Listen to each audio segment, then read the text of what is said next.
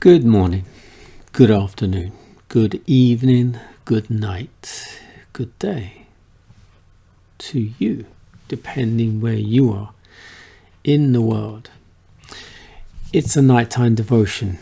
We are live in London. We're reading from the devotional Lift Him Up. The title is The Atonement, Our Foundation of Peace. The scripture reading comes from John 14:27.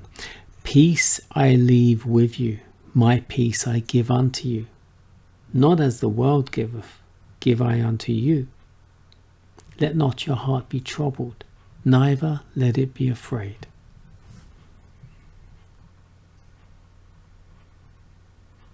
Jesus says, my peace I give unto you, not as the world giveth, give I unto you. Let not your heart be troubled, neither let it be afraid. The peace spoken of by the great teacher is larger and fuller than we have imagined. Christ is ready to do large things for us, to restore our natures by making us partakers of His divine nature. He waits to link our heart with His heart of infinite love, in order that we may be fully reconciled to God. But it is our privilege to understand that God loves us as He loves His Son. When we believe in Christ as our personal Saviour, the peace of Christ is in ours. The reconciliation provided for us in the atonement of Christ is the foundation of our peace. But gloomy feelings are no evidence that the promises of God are of no effect. You look at your feelings, and because your outlook is not all brightness, you begin to draw more closely the garment of heaviness about your soul. You look within yourself and think that God is forsaking you. You are to look to Christ.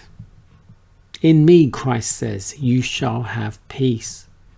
Entering into communion with our Saviour, we enter the region of peace. Satan is our destroyer, but Christ is our restorer. We must put faith into constant exercise and trust in God, whatever our feelings may be. Isaiah says, who is among you that feareth the Lord, that obeyeth the voice of his servant, that walketh in darkness and have no light? Let him trust in the name of the Lord and stay upon his God. You can say with the psalmist, yea, though I walk through the valley of the shadow of death, I will fear no evil. For thou art with me, thy rod and thy staff, they comfort me. Thou preparest a table before me in the presence of mine enemies. Thou anointest my head with oil. My cup runneth over. Surely goodness and mercy shall follow me all the days of my life, and I will dwell in the house of the Lord forever.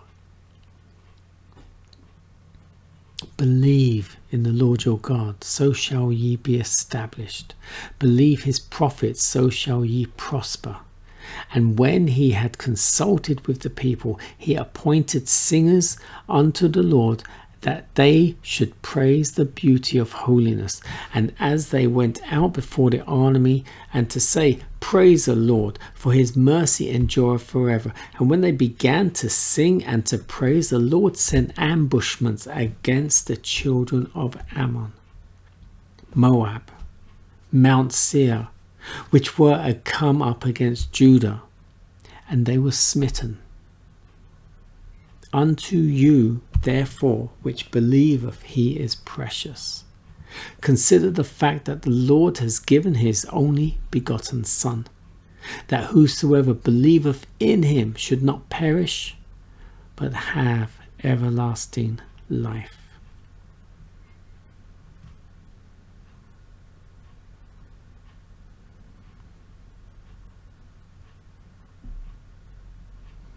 Do you understand what it is to have everlasting life?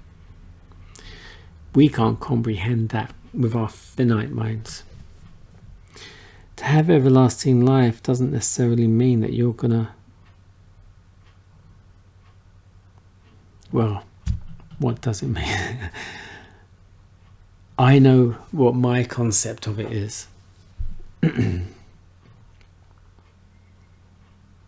Should I die here on the earth, it means I will lay in the grave waiting, sleeping. And when Christ comes, I will awake as if I've just blinked my eyes, and I will see him, and I'll be raised up to him because he's called me that's in the first resurrection. If I don't die on this earth, if I live through the time of tribulation to see him come in the sky,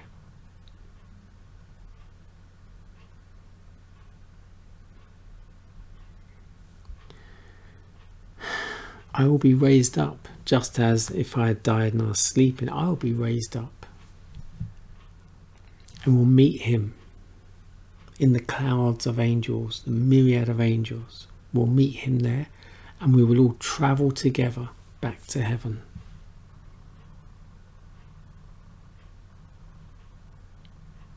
Once you go to heaven, you'll be there for the 1,000 years to go through all the books of the living, books of the dead, to see why they didn't make it, why they did make it, etc.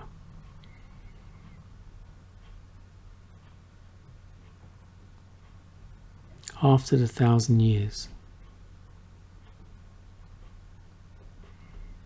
heaven will come down just as Jesus came in the sky, and it will wait there.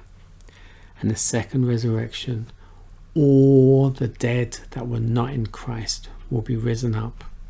All the bad people that were murderers and who didn't repent, who didn't ask for forgiveness. And the likes of, I don't know, let's just say, for example, Hitler, if he should not be in Christ. Ayatollah Khomeini, all those bad people from the past. They will be taken up, risen up from the dead. And the devil and all the leaders of the world from all bygone years will be rolled up to the big battle of Armageddon to fight against God in heaven. Now, these guys that are all risen, all these people that are all risen up, they'll think they can fight against God because the devil will lie to them as if they can. But when they soon realize they can't, they will turn against the devil. And they will be sorry. And God will cleanse the earth with fire. He'll remake the earth. And heaven will come down and rest on the earth. And that will be the New Jerusalem, where we are right now. It will become hell to then become heaven.